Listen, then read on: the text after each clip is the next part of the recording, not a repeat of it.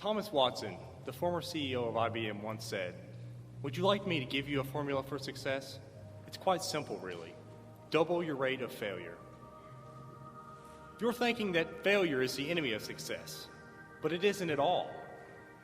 You can be discouraged by failure, or you can learn from it. So go ahead and make mistakes. Make all that you can, because remember, that's where you will find success. There are two ways I can think to find success in the world.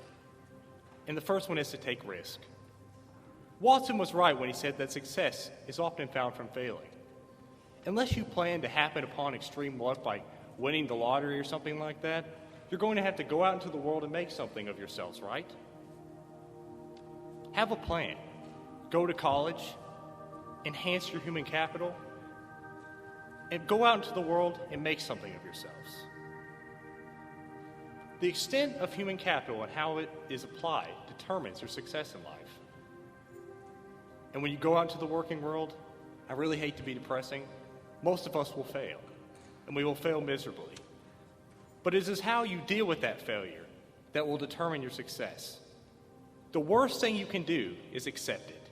Do not accept it.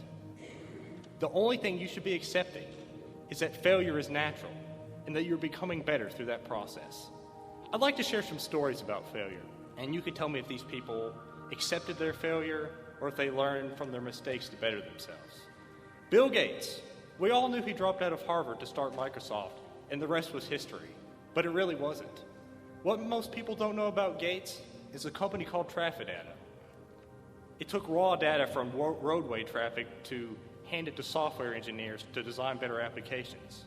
It was a complete failure with no sales, and it was embarrassing for Gates.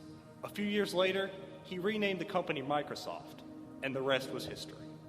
Colonel Sanders, the same chicken recipe we all know and adore today, denied 1,009 times by different restaurants before it was accepted.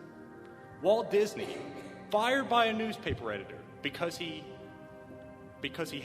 lacked imagination and had no good ideas. Oprah Winfrey, fired from her first job as a television producer because she was unfit for TV.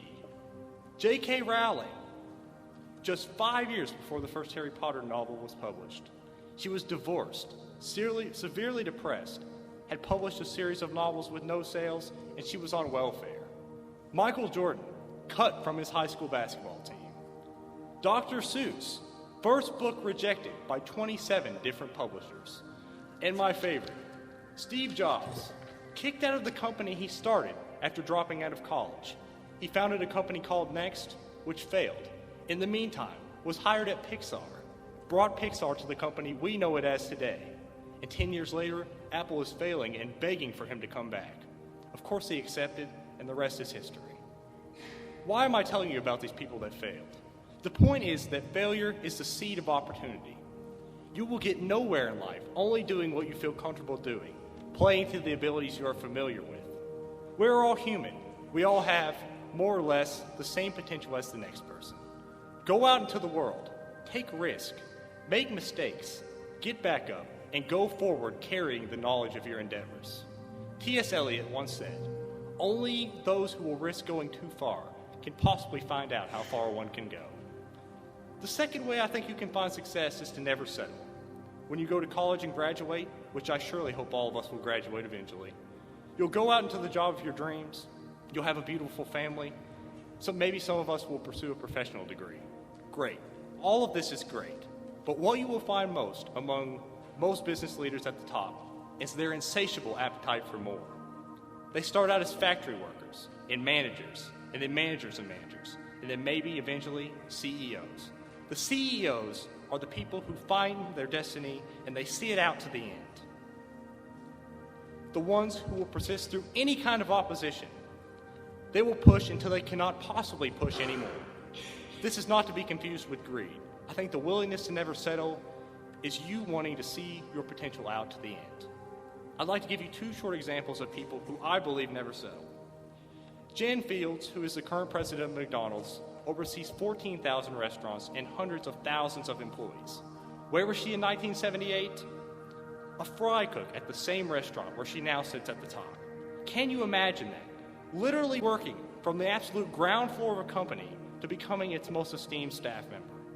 How did she get there? Because she never settled, and she had the desire to reach her true potential. Everyone knows I like Donald Trump, but most people don't know why. In the 60s, he entered into real estate with his father, and they were a big success. They made millions every year on various projects in Brooklyn. In 1971, he went against his father's wishes and moved to Manhattan. Why? Because he knew there would be limits to middle-income housing in Brooklyn, and he thought that real estate could be a worldwide enterprise, and not just a small practice in Brooklyn. To make a long story short, it obviously worked out for him, right?